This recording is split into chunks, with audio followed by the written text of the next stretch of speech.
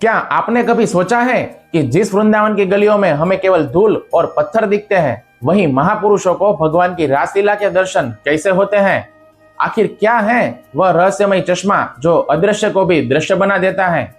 हमारी भौतिक आंखें जो देखती है वह स्थूल जगत है, जबकि संत जो देखते हैं वह दिव्य जगत है।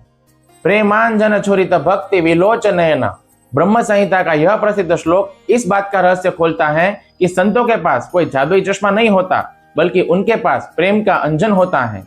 जब किसी भक्त का हृदय पूर्ण रूप से शुद्ध हो जाता है और उसमें भगवान के प्रति अगाध प्रेम जागता है, तब भगवान उनकी आंखों में भक्ति का काजल लगा देते हैं। जिस प्रकार हम एक्सरे के माध्यम से शरीर के अंदर की हड्डियां देख सकते हैं जो सामान्य आंखों से हमको नहीं दिखती हैं, वैसे ही भक्ति की शक्ति से संत पत्थर और मिट्टी के पार रहने वाली चिन्मय यानी कि स्पिरिचुअल लीला देख सकते हैं। भगवान की लीलाएं वृंदावन में कभी समाप्त नहीं होती, क्योंकि वे नित्य हैं। एक तो है उनकी प्रकट लीला जो 5000 साल पहले कृष्ण पृथ्वी पर आए तब उन्होंने सबको दिखाई थी, और दूसरी है उनकी अप्रगट लीला जो अभी भी जारी है, लेकिन यह भौतिक दृष्टि से ओझल है।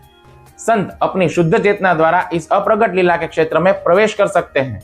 उन्हें यमुना जी के किनारे आज भी बांसुरी की तान और राधा रानी के नुपुरों की ध्वनि सुनाई देती है।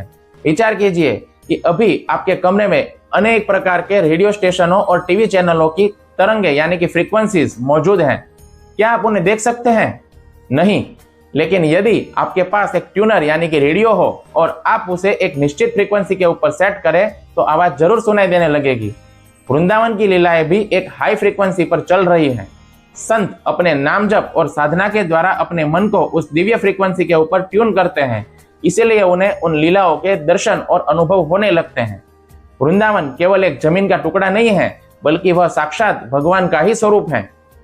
जब कोई साधक सब कुछ छोड़कर केवल वृंदावन की रज का आश्रय लेता है, तब वृंदावन धाम स्वयं उसके सामने माया का पर्दा हटा देता है। वृंदावन की रज में स्नान करने से और नाम का आश्रय लेने से दृष्टि दिव्य बनती है। हम शायद अभी लीला न देख पाए, लेकिन यदि हम सेवा के भाव से धाम में जाए तो हमें वहां एक अद्भुत शांति और आध्यात्मिक ऊर्जा का अनुभव जरूर होता है। वह शांति ही इस लीला की गुंज है। हरे कृष्णा।